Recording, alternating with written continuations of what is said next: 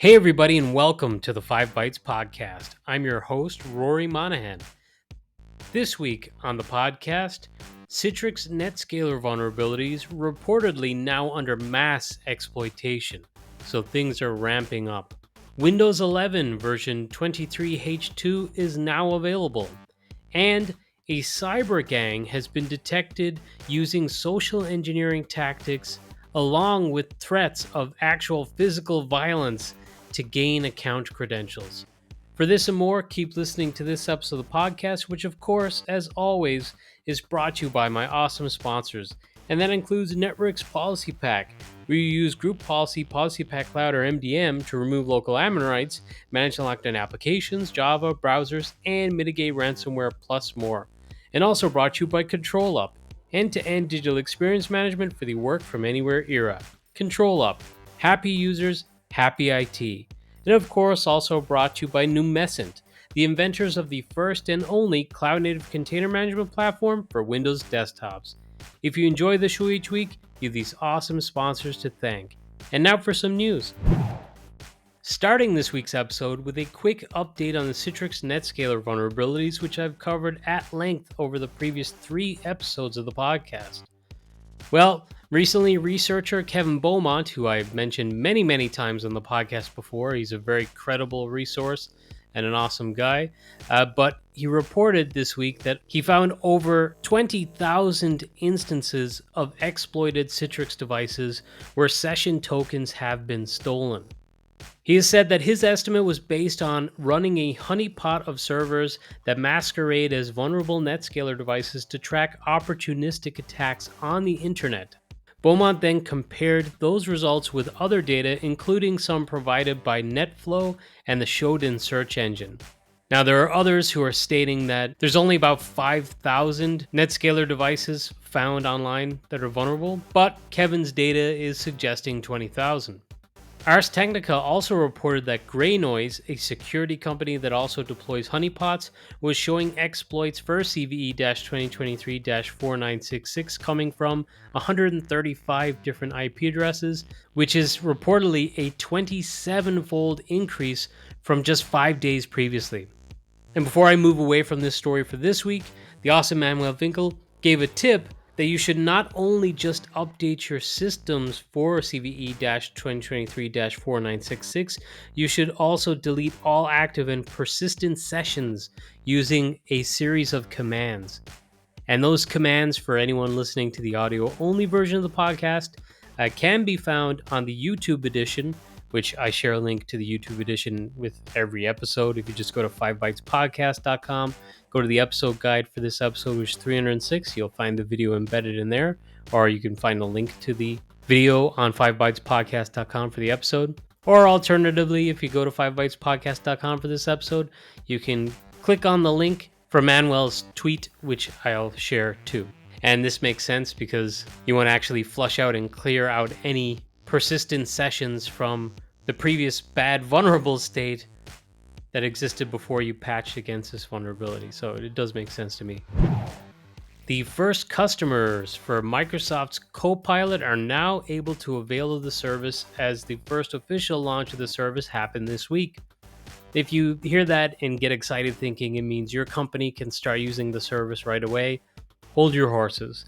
The Verge reports that it is only available for certain enterprise customers. Only Microsoft 365 E3 and E5 commercial subscribers are able to purchase Microsoft 365 Copilot as of this week. So that excludes some still on Office 365 plans and even Microsoft 365 Business Standard and Business Premium subscribers. Microsoft 365 monthly enterprise channel users won't be able to access Copilot features until December too. Parts of the Microsoft 365 Copilot experience are also still in preview, even though this is officially launched, including some of the Copilot for Excel features. Also, Mary Jo Foley reports that Copilot for OneNote is only available on Windows, and the SharePoint Copilot preview only actually starts this month, as well as the fact a OneDrive Copilot isn't slated for preview until December.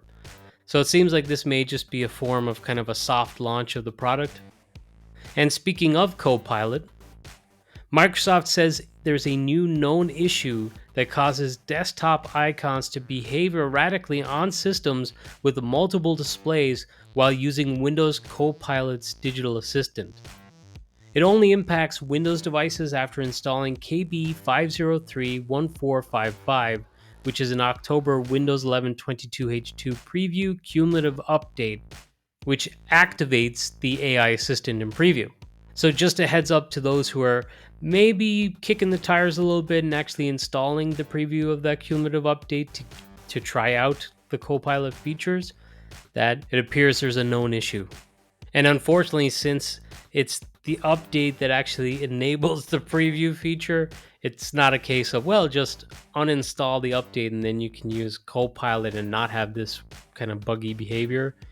Because unfortunately, it's the update that enables the preview that does lead to this buggy behavior. So there's really no good fix at this time. In the US this week, President Joe Biden signed an executive order that marks the first attempt to regulate generative AI systems.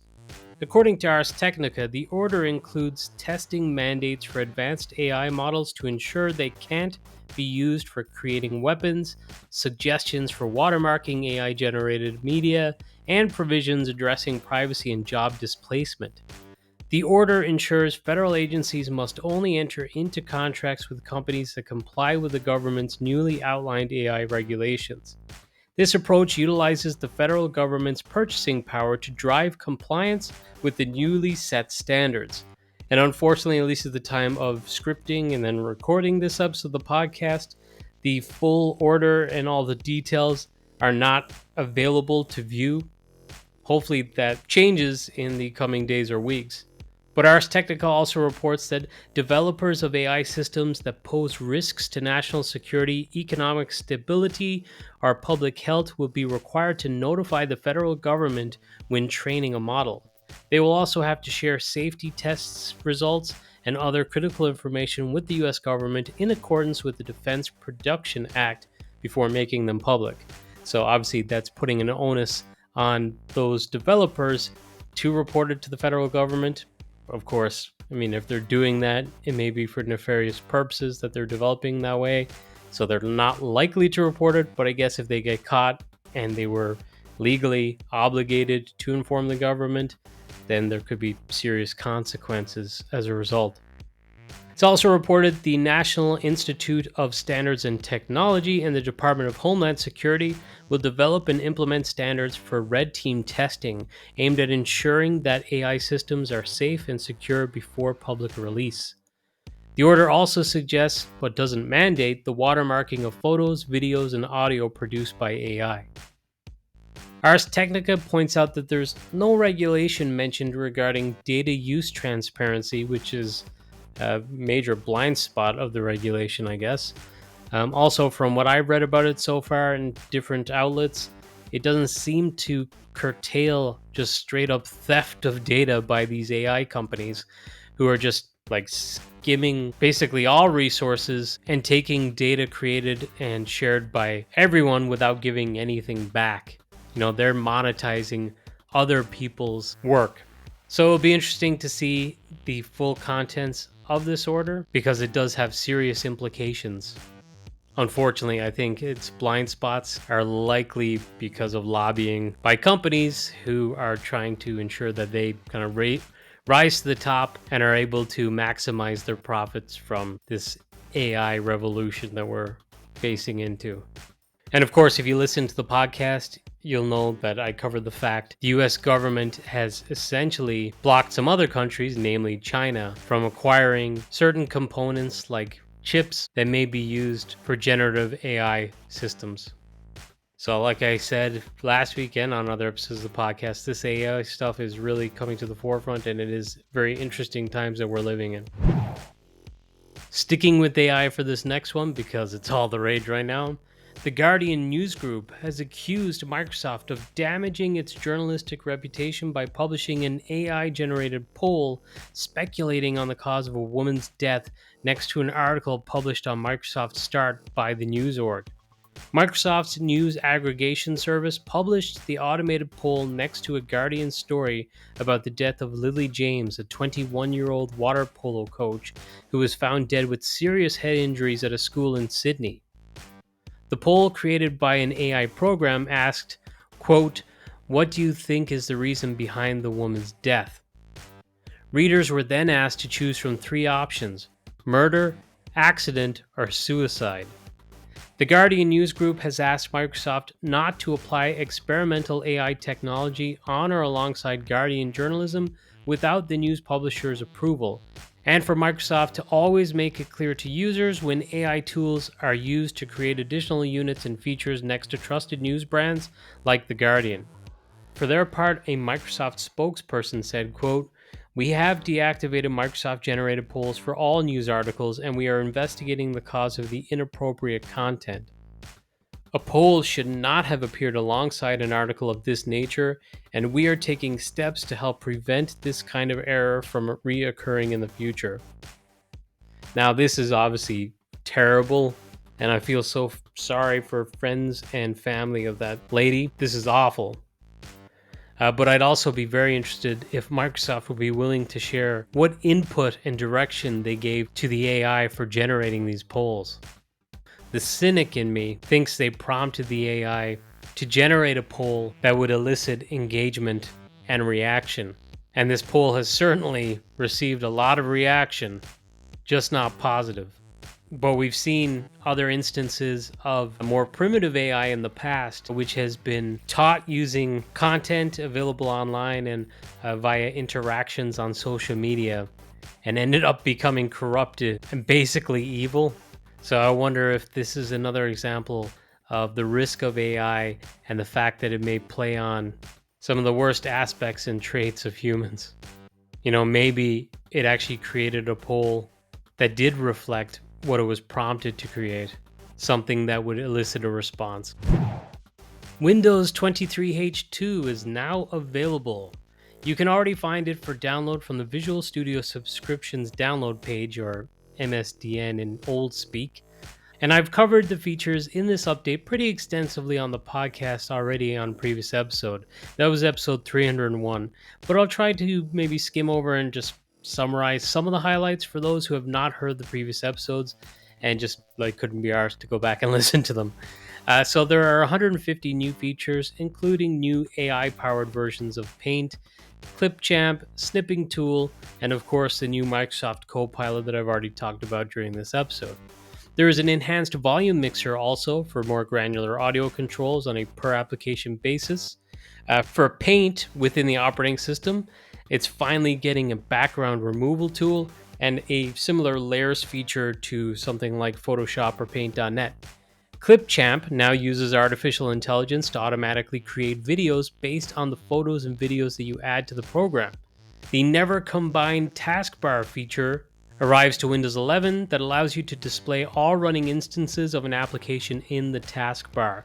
So rather than having one application icon in the taskbar that's really for maybe 10 or 20 different instances of that application running, you can have one each for every instance that's running, basically bringing it back to the way that Windows used to stack or arrange those application icons in the taskbar. Also available is the Windows Passkey Manager, which, again, go back to the older episodes. I talked about it quite extensively and what that means. It is a pretty cool feature, and it is something that's being supported by various different Microsoft products already. There's already an auto-saving feature that's been added to Notepad. I noticed this myself on my Windows 11 before I've even updated to 23H2. It seems to have made its way onto my machine, which is really, really cool. It will auto-save Notepad. Brilliant. There's a Windows backup tool, which I've also talked about, and some people are not very happy about it because it comes in the OS, and not every enterprise wants to expose that backup tool. The OS will also have warnings for unsafe password copy and paste actions, support for more compressed file formats, including .7z, .rar, .gz, .tar, .bz2, and .tgz. So if you've used something like WinRAR or 7-zip in the past, you don't necessarily have to continue using those. You can use the ability to extract using the built-in Explorer functionality going forward, if you so choose. Of course, 7-zip can handle many different formats that the Windows OS still can't. This update also ensures that labels and sliding animations appear when switching between desktops in task view. And there's much more. Like I stated, there's 150 new features. That's just a summary of some of them. And I'll share a link to an article by bleepcomputer.com that covers more of the features with this episode, which again is episode 306. Two new 16 vCPU offerings are now generally available in Windows 365. One, which provides 64 gigs of memory and 512 gigs of storage along with the 16 vCPU, and the other with 64 gigs of memory again, but 1 terabytes of storage. Now it's generally available, however, when you go to the pricing and plans available for Windows 365, it does not appear there as an option. The information on the site suggests that you need to contact your Microsoft account team or Microsoft partner to avail of this, and because of that, it looks like there's no publicly available list price for this either, so it'd be very interesting to see what that is, because that's going to now be presumably the most expensive spec Windows 365 Cloud PC available. Grey Noise, who I referenced earlier in this episode of the podcast when talking about the Citrix vulnerabilities being exploited, well, they show that there are 241 unique IP addresses observed currently exploiting the Confluence vulnerability, which is CVE-2023-22515 that I covered previously on the podcast, and which was recently highlighted by the US CISA as a major threat that required attention from administrators. Andrew Morris also reported on Twitter that the vast majority of the exploits are going through Tor, similar to the first wave of Log4j or Log4Shell that he says was 2 years ago, which, oh my god, it's crazy that it's already been 2 years. Where is time going? Andrew states that if you haven't patched, you've probably already been popped. BleepyComputer.com reports that a bad actor being dubbed Prolific Puma has been providing link shortening services that includes links featuring US top-level domains to cyber criminals to help with the delivery of phishing, scams, and malware. Bleepy Computer suggests that they've been operating for at least 4 years, but keeping a sufficiently low profile in order to operate undetected, and they've amassed over 75,000 unique domains in that time. Security researchers from Infoblox reported that some of the short links from Prolific Puma led directly to the final destination, but others pointed to multiple redirects or even other shortened links before getting to a landing page. Infoblox says that there were also cases where accessing the short link took the user to a CAPTCHA challenge, likely to protect from automated scans. And because of this inconsistency in what Prolific Puma's short links loaded next, the researchers believe that multiple actors are actually using the service. The delivery method for these links also varies and includes social media and advertisements, but evidence points to text messages as the main channel. So it certainly seems like this Prolific Puma group were quite clever in keeping themselves under the radar this long. Microsoft researchers recently published details of a cyber gang using an unorthodox approach in their campaigns. They do not launch attacks which infiltrate a corporate network and encrypt the data, offering to sell a decryption for a ransom. No, Microsoft reports in this instance, the group uses social engineering together with good old-fashioned threats of physical violence, so essentially terror to get what they are after. You see, they use social engineering to find their targets and also use some of their personal data such as home address and family names, followed by threats to get these targets to provide their credentials. Ars Technica reports that they then threatened to expose data publicly in order to gain a ransom. So it seems a less technical means of exploitation, but based on some of the text message exchange shared in the article, it is quite intimidating, these messages, and you read it, and they're kind of quick succession text messages that are threatening. If you're receiving these, you're not thinking, oh, this is like a computer generated message or some sort of bot scam. This is someone who's actually messaging me these threats. So I'd bet it is intimidating and likely effective. Google Chrome will now upgrade insecure HTTP requests to HTTPS requests for 100% of users.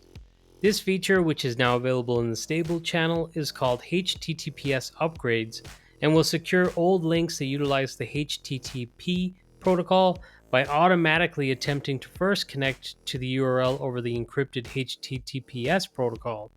Of course, Chrome is not the first browser to offer this feature, but since it's the most widely used browser, this is obviously a welcome addition for just general security purposes. BeepComputer.com reported on multiple different Nuget packages which are using Nuget's MS Build integration for code execution of malicious code. The technique being used was first introduced by a security researcher in 2019 to illustrate how the MS Build process can be abused to run code when Nuget packages are installed. However, this is the first documented case of threat actors actually leveraging this feature in malicious Nuget packages. The malicious packages have been removed at this time, but the same threat actors attempted to upload new packages shortly after the removal, which may show some persistence by them in order to get more malicious packages uploaded. So this is an interesting highlight, I guess, of one of the concerns around package manager tools, which are obviously becoming more mainstream for Windows applications. I know I did a session around application updates at a user group a few months ago, and I was speculating that most organizations that I've worked in, even if they wanted to use maybe the engine or the mechanism for updating applications that a package manager provides, they probably would not be consuming applications from those package managers' public repositories because it's just inherently insecure, in my opinion. And while this is kind of more of a limited scope, I would say, because general consumer applications would not be getting installed via this repository or this system, it does highlight legitimate concerns with the consumer products for Windows applications, in my opinion. Heads up to network admins out there, as F5 is warning big IP admins that devices are being breached by skilled hackers exploiting two recently disclosed vulnerabilities to erase signs of their access and achieve stealthy code execution. The vulnerabilities in question are listed as CVE-2023-46747, which is a critical vulnerability that gets a 9.8 out of 10. And this is an authentication bypass flaw, allowing an attacker to access the configuration utility and perform arbitrary code execution. Also listed was CVE-2023-46748, which again is a high severity vulnerability, getting an 8.8 out of 10 for severity. And this is a SQL injection flaw, allowing authenticated attackers with network access to the configuration utility to again exit arbitrary system commands this time. F5 has observed threat actors using the two flaws in combination, so even just applying a mitigation for one of these vulnerabilities could be enough to stop most attacks. Attackers have been reported to infiltrate and then clean up any evidence of their breach. Big IP endpoints that haven't been patched until now should be treated as compromised, and out of an abundance of caution, admins of exposed big IP devices should proceed straight to the cleanup and restoration phase, because again, attackers who do breach are able to basically clean up after themselves so they leave no trace. So you should assume you've been compromised and follow the guidance by F5 to clean up and restore. AWS have announced multi-session support for Amazon AppStream 2 fleets powered by Windows Server. This new feature enables IT admins to host multiple end-user sessions on a single AppStream 2 instance, helping to make better use of instance resources. To set up AppStream 2 multi-session instances, you simply create an AppStream 2 always-on or on-demand fleet with multi-session capability by specifying the cloud instance type, operating system image, and number of user sessions on a single instance. Multi-session streaming instances are charged hourly. So nice that multi-session support is finally available in AppStream 2 fleets. So wrapping up the news this time, and it's not really a news item, I had a question from a listener. Now, I did not ask for permission to name them on the episode, so I will err on the side of caution and not say who it's from. But this person was interested to hear if anyone listening has had luck with using Citrix DAS to deploy the VDA to cloud management endpoints. So that's a feature I think I covered on the podcast a long time ago when it was first released. I personally have not actually used it.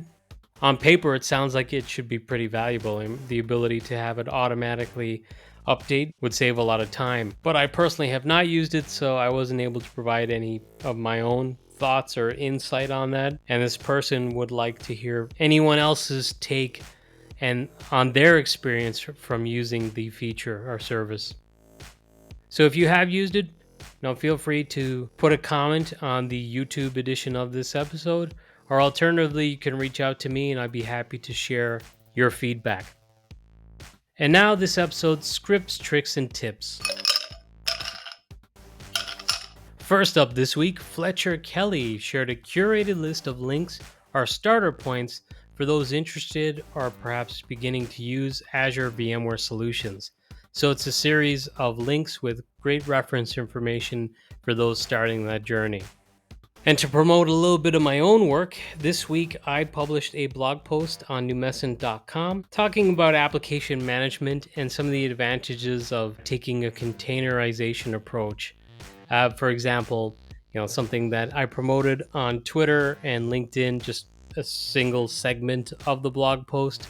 In it, I don't mention Generation Z by name, but those entering the workforce scoff at the convoluted process and delays for getting Windows applications they need, when all they ever have known in their lives is search, click install, and done, and they've got their applications that they need on their personal devices. They just can't comprehend when they go into a professional setting that suddenly this highly skilled, large enterprise IT team can't get them the applications they need quickly and on demand. So I kind of dissect that a little bit more and get into containers and some of the benefits of deploying and managing application containers. Finally, to wrap up this week's episode, you may recall, if you've listened to the last 5 episodes of the podcast, I launched a giveaway to celebrate or mark the 300th episode of this podcast, where I was giving away one of the new Stream Deck Plus appliances to one winner selected from the entries for the competition. Well, entries closed on October 31st, and I recorded this episode on November 1st and completed the draw, and I'll share a video to that and a link to that video with this episode again, which is episode 306. But the winner was drawn at random, and that winner is Jason Lee. So congratulations, Jason. By the time this episode has been published, I have already reached out to you to get your address to arrange shipping the prize to you. And that's about it for this episode. For everyone going to E2EVC this week in Rome, have a blast. And as always, thank you all so much for listening, and I'll catch you next week.